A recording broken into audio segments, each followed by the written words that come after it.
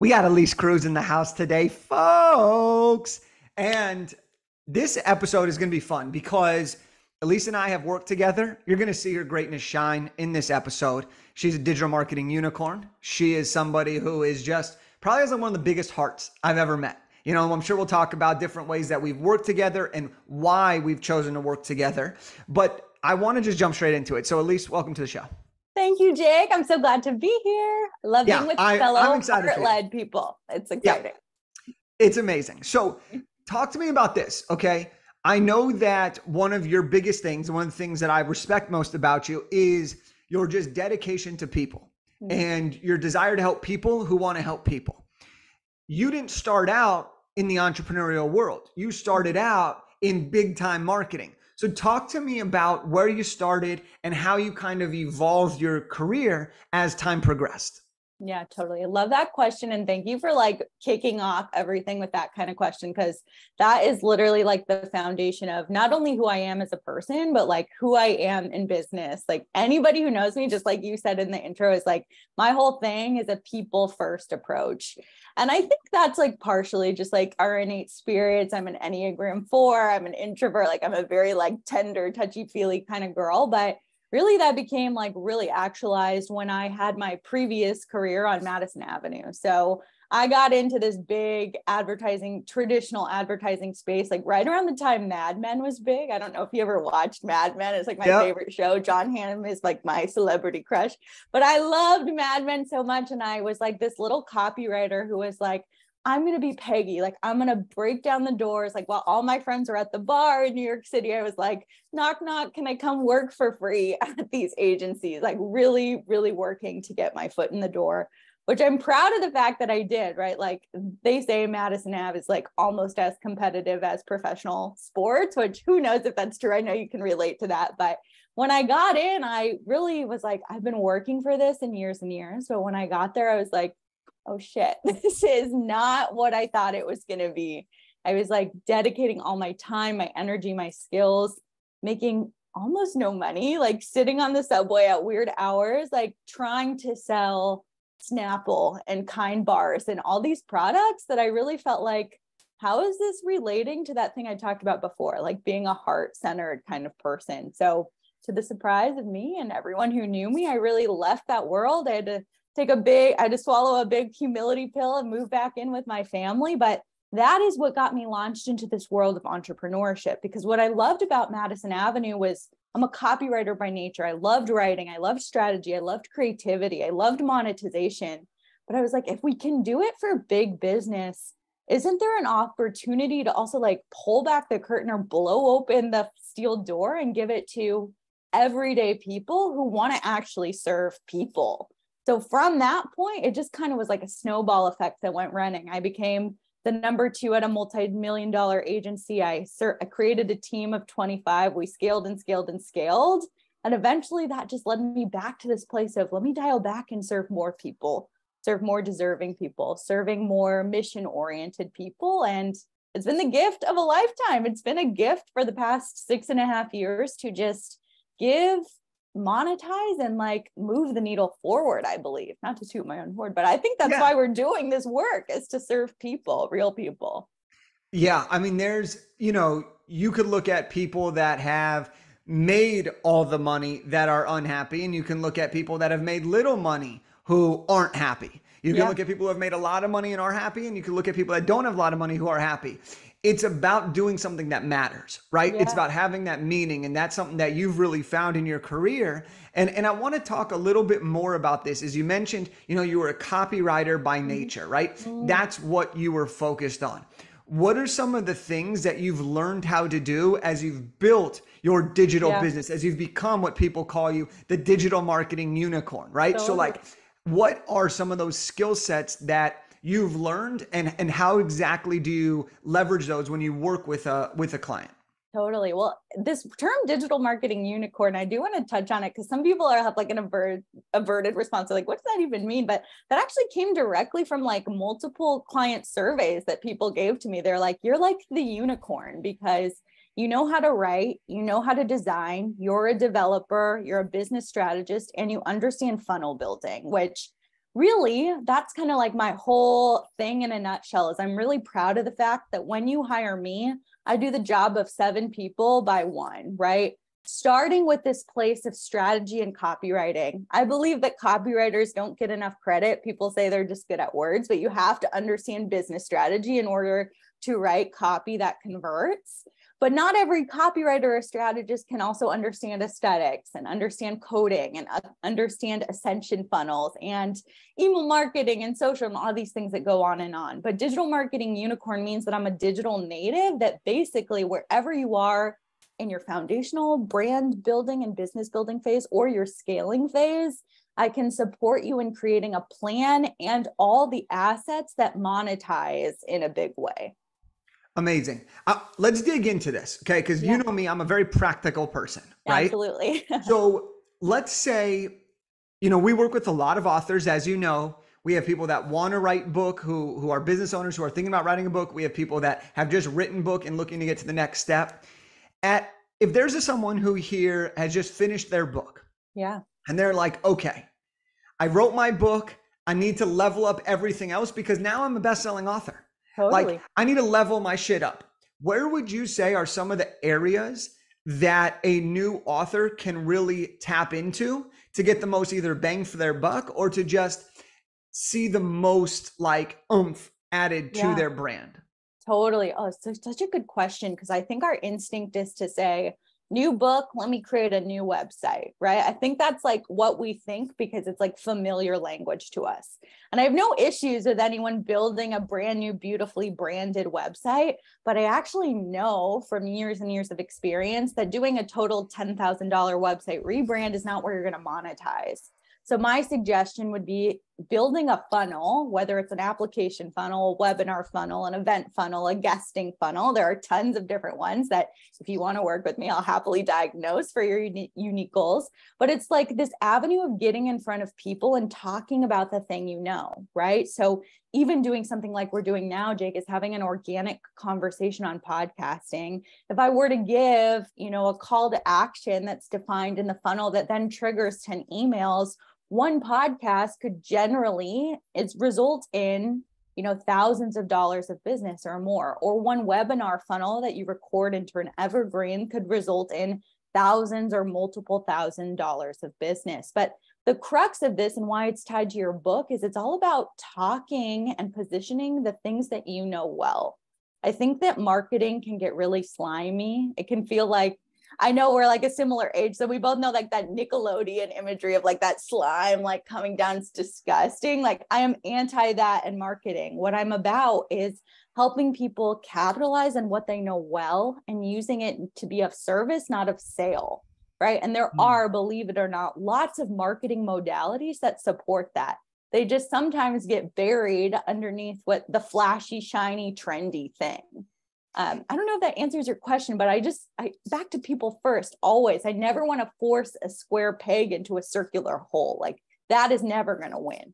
Well, I think what you said is really interesting because when you finish your book, okay, now I come from the book world, right? Now I'll dig in my opinions on this. It's really important that when you release a book, you talk about your book and you talk about, well, once you have this book, talk about the things you already know and direct people to get more of that, right? Yes. And I think that a lot of times what we do is we write a book and we're like, okay, what's the next thing?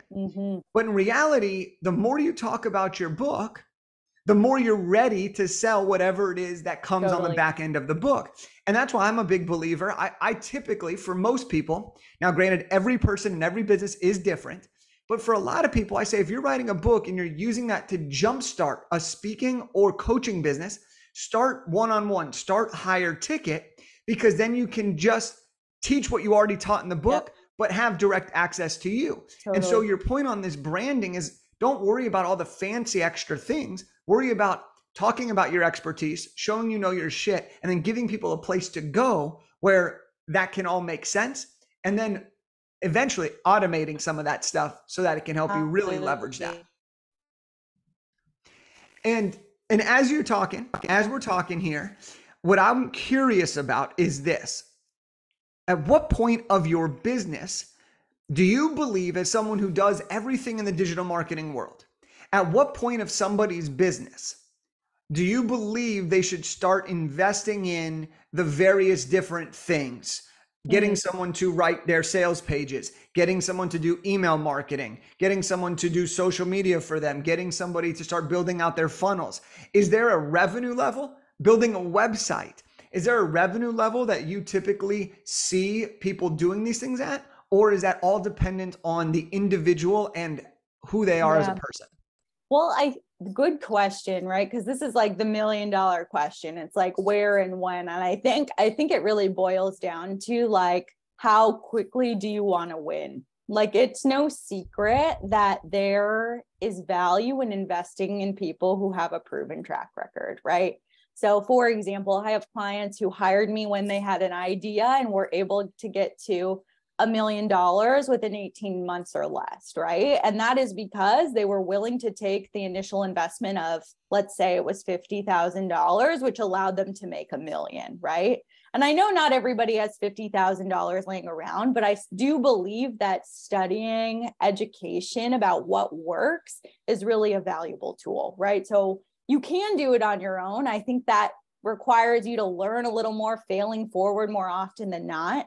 I think if you can invest in somebody who knows better, that's the way to do it. And if you really have no financial wiggle room, when I started my business, I had $200 in my bank account and a whole lot of student debt, right? So I could not invest a lot, but guess where I invested hours and hours and hours of time? I went on YouTube. I studied from the experts. When I found somebody who had something interesting, I clicked over to their sales page and studied.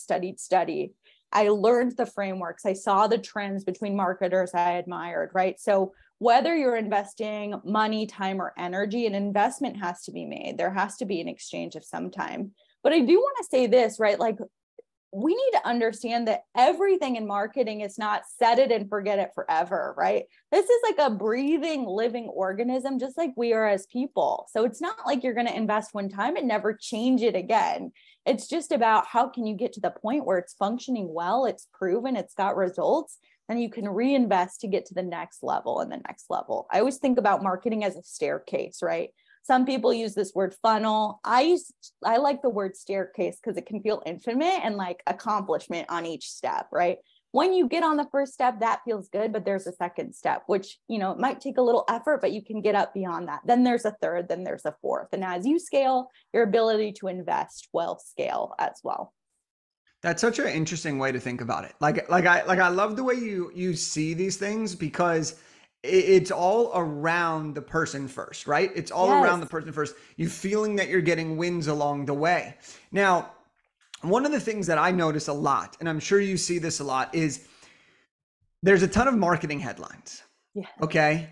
And we live in a society right now, at least in my opinion, where we go online and the ads that we see are how to do this in the shortest amount of time, how to do this the fastest way, the best way, with the least amount of money, right? We see things that become trends from the experts, the gurus who had success doing it. They popularize it, and then everybody follows suit, right? You've seen Gary Vee lead trends like that. You've seen Russell Brunson lead trends. You're one funnel away. You're one this way. You're one that way. You've seen Alex Hormozy do it, where he makes his "or you don't pay" guarantee, right? Yeah. There are all these different marketing headlines. And what we're seeing now is a lot of people feel the only way you can compete is if you make a big, bold claim. And then whatever loophole that person can figure out to not honor that claim, because you need to draw the attention. So how do you, as a digital marketer, help people create marketing approaches and marketing plans and marketing campaigns that are more focused around being heart-led, but can still stand out amongst the get rich quick, the bold claim, those types of headlines? And is there a time and place for both? Well, I think this word bold is an important one. I like to say a bold promise as opposed to a bold claim. Let me make a distinction between them. A bold claim is kind of what I call this like bro-y marketing tactic. Like Gary Vee, it's a great example. Like, he is very successful. There's no denying that, but it's a very specific type of person that resonates with his type of marketing. So for the listeners who don't know what that is, he is super in your face. He's super loud, super aggressive, super golden jet. Like he is a type of marketer, right? And if you're a heart-led person, that kind of aggression or like that aggro approach might actually make you make a decision quickly, but you might back out of it also, right? I happen to know someone whose program I was in had that type of marketing. And what happened is they had an unbelievable sign-up rate, but an even higher refund request, right? Because it's not a lasting tactic. So a claim is saying, I'm putting this bold stake in the ground. I'm standing by this through and through. It doesn't feel like a conversation, right? A promise, on the other hand, it is bold, but a bold promise feels like it's a mutual exchange. It feels collaborative. It feels like a pinky promise, right? To have a pinky promise, we need two hands being engaged in this point.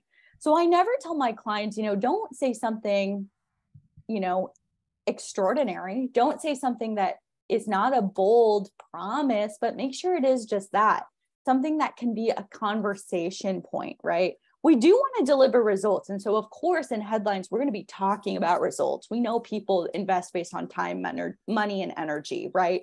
So it's not a problem to include those promises in your headline. But what we don't want to do if you are a heart-led person is make something that you are going to die on the cross for, right? Rather, we want to say, hey, if this isn't feeling aligned, no worries. You don't have to join. I'm not going to aggressively force you into it. Or if you can prove to me it actually didn't work, then let's have a conversation, back to that talking point.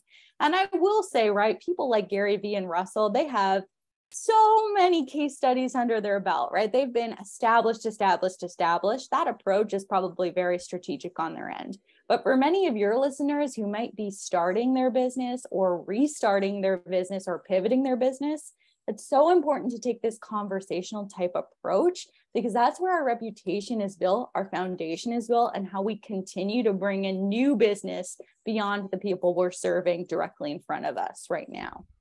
Yeah. Do you think it matters too, based on where your audience is at the time that you start leveraging different types of marketing claims or promises, right? Yeah. Because and I can't go back to the beginning of Russell's era, right? Like I've read a lot of his stuff. I use ClickFunnels.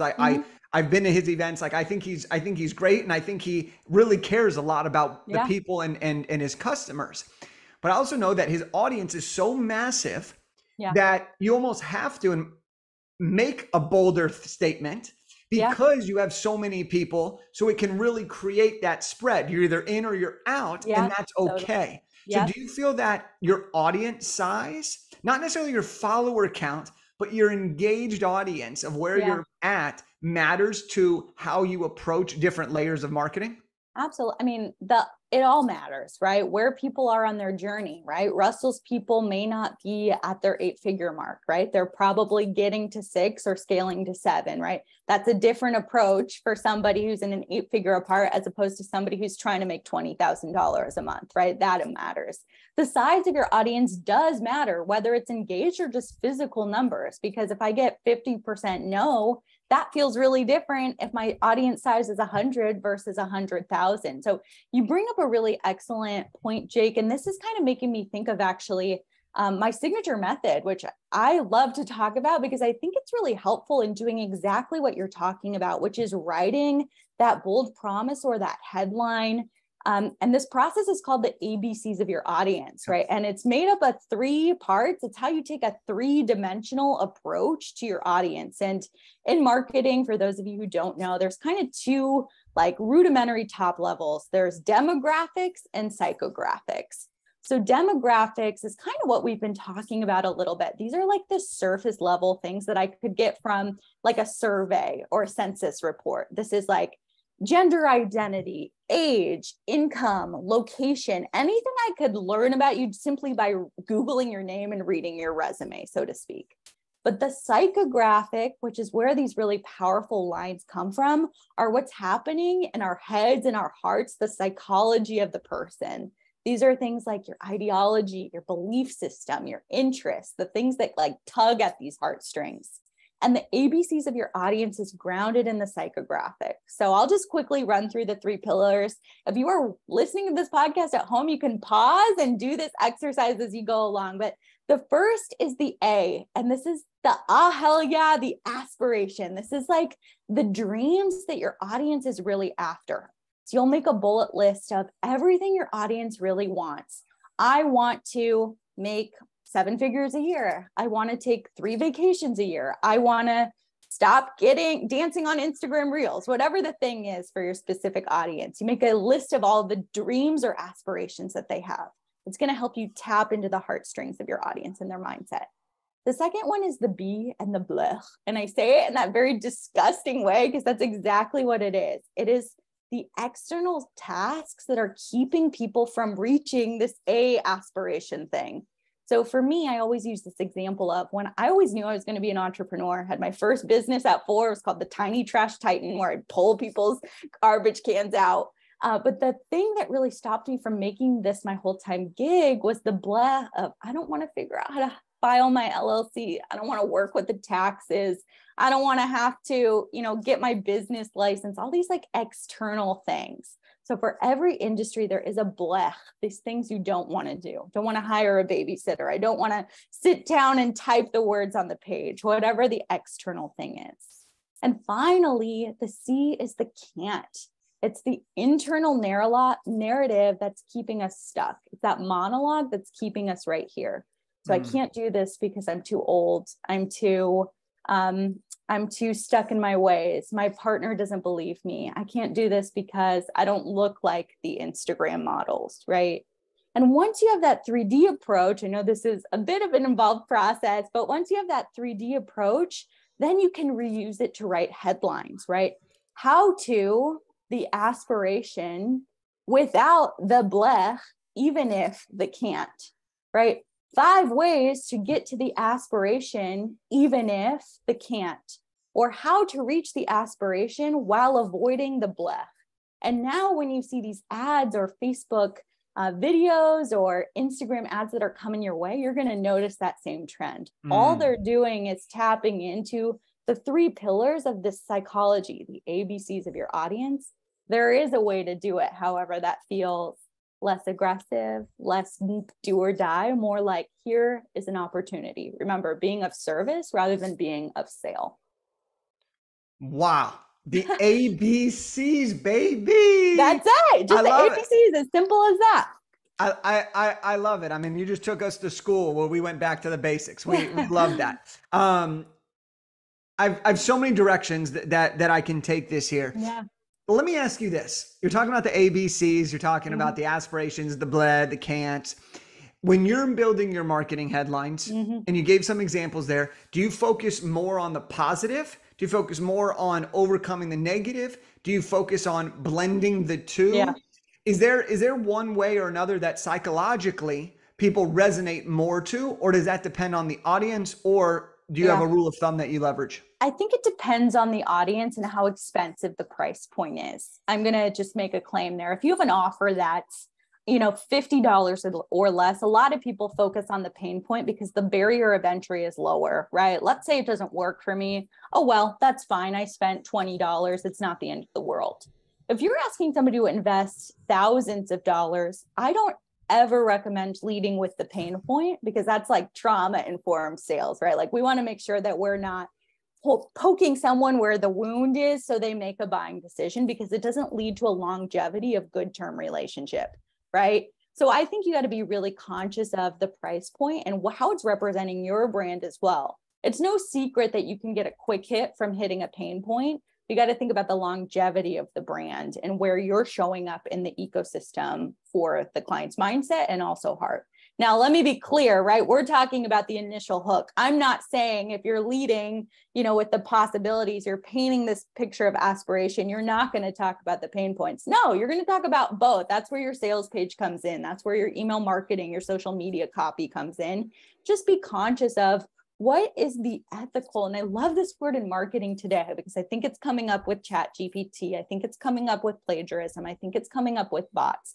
And also how we sell. How do we be ethically minded so that we're giving an opportunity rather than forcing someone's hand?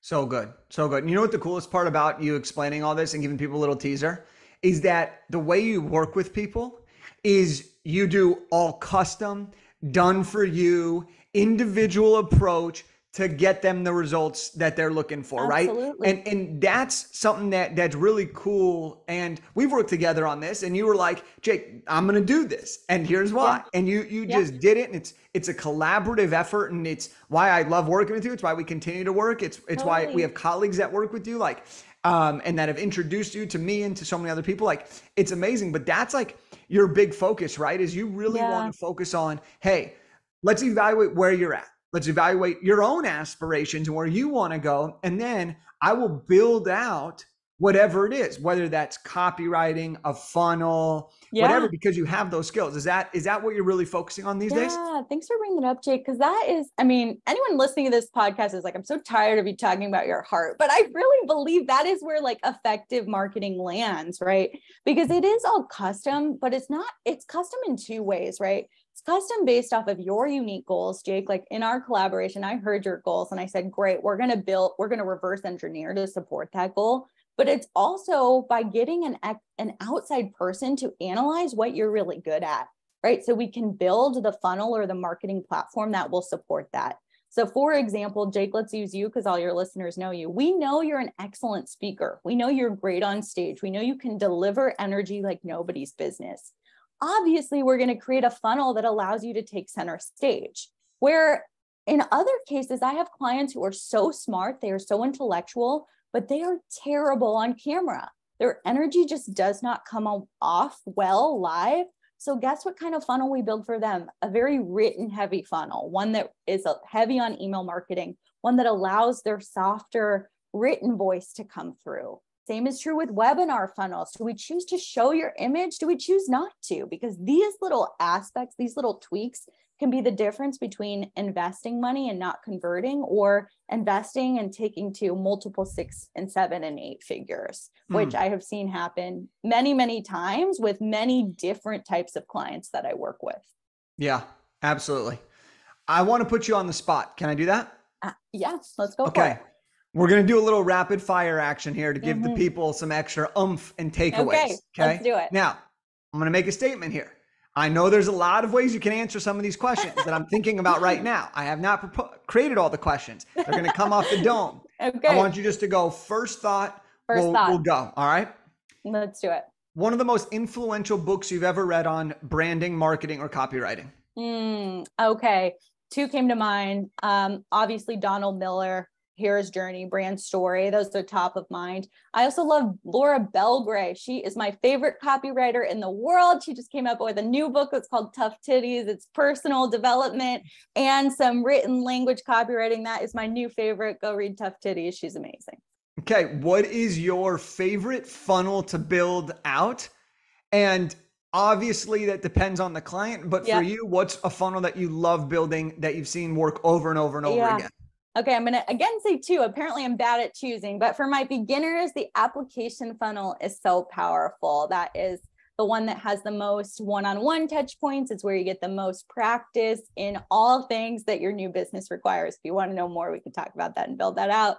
Second kind of funnel that I really love is an evergreen webinar funnel. That is so powerful for my scaling entrepreneurs who have got to multiple 6 figures or 7. They have an engaged audience and now they just need to pour gasoline. That is really, really fun to build out.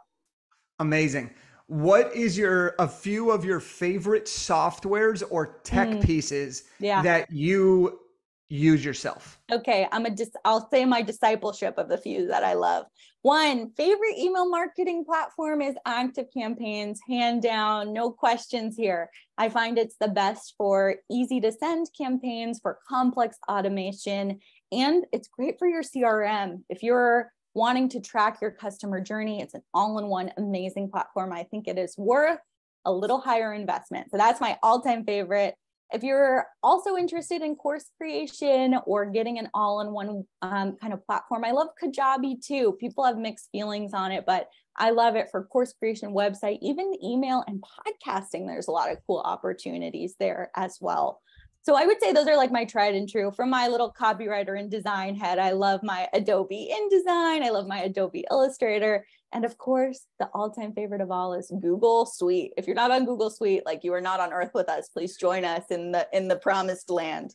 Yeah, and my final question here is if someone is working on a book or they have just finished a book, or they even want to re leverage their book, what is Yeah. one action item they can do to help their brand and their marketing moving forward? Yeah. Oh, I love this question, Jake. The answer is do not reinvent the wheel. Your book is the most solid content tool you could ever imagine. Use your book as a hub to create this wheel of content that keeps turning. Transcribe some passages that are in there and turn them into video content. Lift passages and put them on Instagram. Get on a podcast and read an excerpt of what you've created. Go on tour talking about the stuff you teach in your book. Do not create extra work for yourself because you've already put this major stake in the ground. Now it's time to capitalize on the hard work you already did. Oh, great answers. Way to just rapid fire them. There we go. So, We go with it.